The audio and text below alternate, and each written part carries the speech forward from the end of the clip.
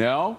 Okay, I'm sorry. We have breaking news from Washington, D.C. with our own Peter Barnes as we take a look at these pictures of Cyprus.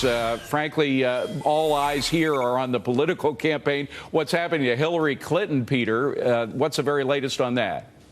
Well, there's a hearing in a court case, David, that just started an hour ago, and it's for a Freedom of Information Act lawsuit by Judicial Watch that is seeking more Clinton and State Department email traffic to learn more about the work of Clinton aide Huma Abedin. Abedin was appointed a special government employee for Clinton after Abedin left her staff job at the State Department in 2012 for maternity leave. At the same time, Abedin worked for a global consulting firm with deep ties to the Clintons. She earned $355,000 at that firm while at the State Department in that advisory role, which and the department did approve that consulting work while also paying her $135,000. Critics say the arrangement gave Abedin access to inside information at the department. Abedin has denied using such information while a consultant. Separately, a second Judicial Watch lawsuit has forced the department to disclose that it possibly destroyed government-issued BlackBerry devices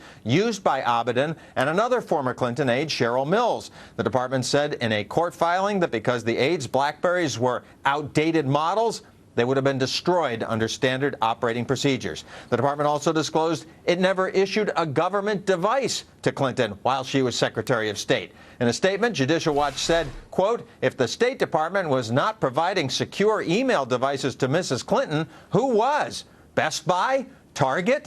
Mrs. Clinton clearly did whatever she wanted without regard to national security or federal records-keeping laws. Now, these cases and the ongoing Clinton email controversy could be costing Clinton support among Democratic primary voters in 3 key swing states, Florida, Ohio, and Pennsylvania. A new Quinnipiac poll today showing her down double digits in each state. David? Peter Barnes, thank you very much. Meanwhile, Hillary Clinton, as Peter just mentioned, is losing ground. And these swing states are all important, as we've seen in these polls. The Daily Caller's Chris Bedford says the longer the email mess drags on, the more she is going to keep dropping.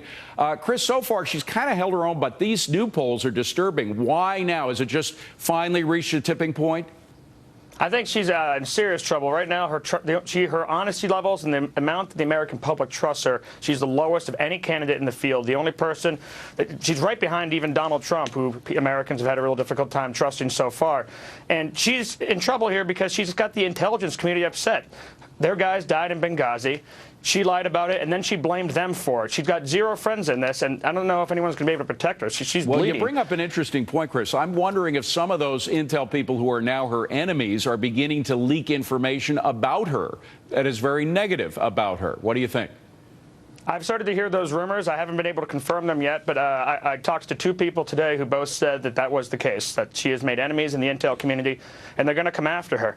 But to the states that she's behind in Pennsylvania, in Florida, in Ohio, these are important states. She is losing to Marco Rubio in every single one of them in a head-to-head. She's losing to Jeb Bush in 2 of the 3. And if she doesn't win 2 of those, historically, she's not going to win the presidency. Well, she is a tenacious woman, Chris, as you well know. And I'm wondering how she thinks she's going to recover from this, because I don't think she's about to give up. People were kind of hoping that Democrats were kind of hoping that she had learned the lessons of her last failed election against Barack Obama and be a little less secretive, be more open. So far, she hasn't shown any of that. She hasn't shown that she's learned any lessons. And Republicans were really panicked when she was Secretary of State. Her approval ratings were high. But people always forget that everyone loves Hillary Clinton until Hillary Clinton comes back on the scene. And then her approval ratings always, always, always plummet. Final question about donors. Are they beginning to back out? Some donors are starting to. That's the thing. The Clintons run a very strict camp with their donors.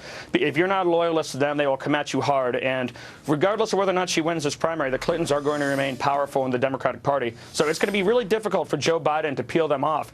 But a former Obama staffer just joined with the Biden recruit team, and I think he's got a chance, because as they get more nervous, they want to win in the end. Chris Bedford, Daily Caller. Thank you, Chris. Good stuff. I appreciate it.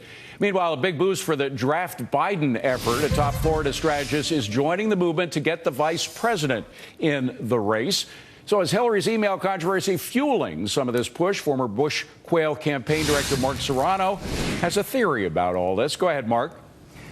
Well, David, take a look at it. If you remember, William Safire famously called Hillary Clinton a congenital liar.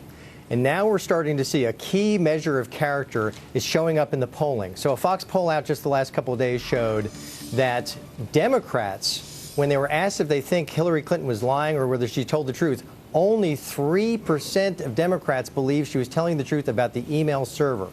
So take a look at the numbers. June 1, the first time Bernie Sanders showed up in a poll, Hillary Clinton had 69%, and Joe Biden had 12%. Today, Hillary Clinton has slid now to 49% for the primary, and Joe Biden is still at 12%, and he's still not a candidate. Yeah. So well, memories are short in politics, but it is true. We have been here before. We've seen this before. Frankly, there was a draft indictment brought up against her before, and then Monica Lewinsky came in and saved that from going public. But I'm wondering when we begin to see the GOP pick up on all this material they now have. What are they waiting for? Are they waiting for the press to die down a little bit on Hillary before they come out with these ads? Yeah, the truth is, I don't think they really have to, because right now Hillary's opponents and enemies are not coming from the right-wing right-wing conspiracy. It's really coming from the Obama administration. Look, the Obama administration would not have to conduct an investigation if it did not want to. And I believe what we're seeing is that the administration does not want to see Hillary Clinton carry on the legacy. And in fact, my theory is that Joe Biden will enter the race mid-September because the big donors, the elites of the party, they cannot take the risk of a socialist being nominated for president if indeed Hillary were to stumble in the next 164 days between now and Iowa. Well, very quickly, we know that the White House was a source originally for that New York Times story that came out about 6 months ago on the emails. Do they continue, do you think, or have evidence to conclude that they're continuing to put out information that's critical of Hillary?